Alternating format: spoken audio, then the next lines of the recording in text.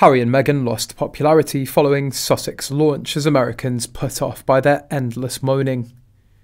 Prince Harry and Meghan are trying to rebuild their popularity and reclaim lost ground after they unified their brand into the Sussex.com arm. For months, the couple have quietly bided their time, pouring all time and effort into the rebranding process. From movie premieres to glamorous galas to Invictus events, Harry and Meghan have been pretty busy since they came forward with their Sussex rebrand, which came complete with a coat of arms for Meghan. On February the 5th, public finds out that Charles has cancer. The BBC tweet is at 1:01 PM, London time, which is 5 AM in Montecito. It's plausible Harry and Meghan found out late evening of February the 4th Charles's cancer and immediately got to work updating Sussex.com before the public announcement. On February the 6th, Harry arrives in the UK and ever so briefly meets with Charles, approximately 12 to 30 minutes, depending on the report. 45 minutes from car arriving to Charles departing. Charles didn't invite him, as he had to delay his helicopter takeoff to Sandringham, even in order to see him. Harry was on an overnight flight from California. Harry also likely wanted to discuss his being denied royal-level security as the Ravek judgment draft was already released on February the 1st, despite it not hitting the public press until February the 28th.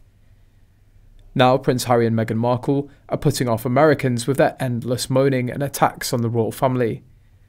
There had been reports that Harry was willing to return to a temporary royal role to help out the slimmed-down monarchy, with Princess Kate also recovering from abdominal surgery. But palace aides later said there was no way back for Harry.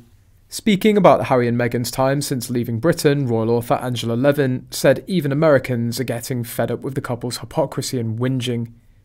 She told The Sun, "I think endless moaning puts off Americans because they like people who are go-getters, rather than those who blame everyone else. They also don't like the attacks on the royal family, especially as they're so loved and admired the Queen."